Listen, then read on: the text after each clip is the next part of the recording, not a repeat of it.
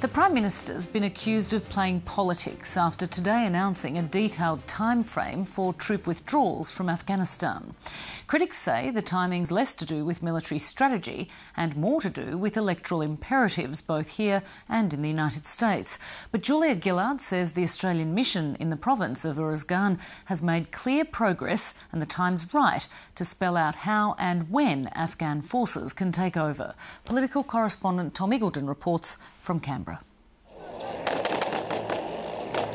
After a decade of fighting and 32 soldiers killed in action, the Afghanistan war's getting harder for the government to defend. This is a war with a purpose. This is a war with an end.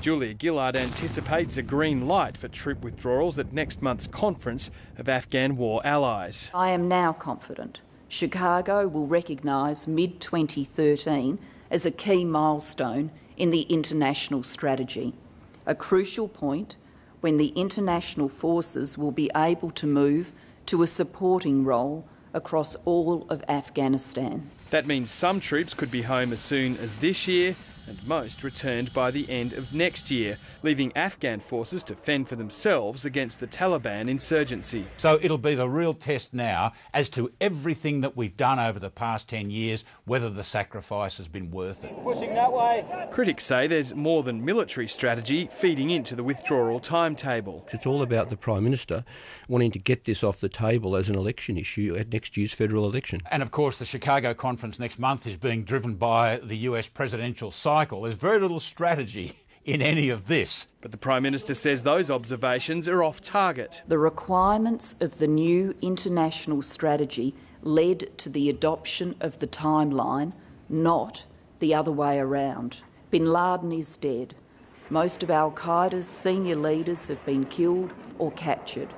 We have pushed al-Qaeda's remaining leaders into the Afghanistan-Pakistan border area.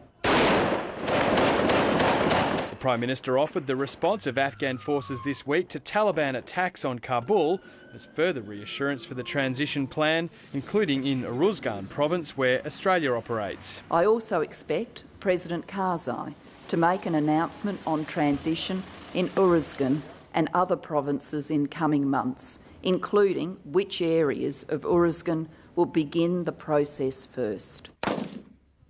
Australian aid and advice will continue past the withdrawal date, and the Prime Minister left the door open for a small contingent of special forces to stay past the transition date. But others say there's little evidence Afghan forces stand a chance from stopping the country's descent into chaos following a withdrawal of Western troops. The war is lost. It's just holding the line until we can get out of there. And that's hard for people. And the problem we've got right now is a lack of backbone from politicians who are prepared to say it as it is. But Tony Abbott's supporting the accelerated exit strategy. We want them to come home with a success under their belt, not a failure. But I have no reason to think that it shouldn't be possible to finish the job sooner rather than later. With 4 Australian soldiers killed by rogue Afghan comrades, concerns about the Afghan National Army's ability to glue together a fragmented nation seem legitimate. Australia may have written itself out of the script, but how Afghanistan's next military chapter unfolds remains anything but clear. Tom Eagleton, Late Line.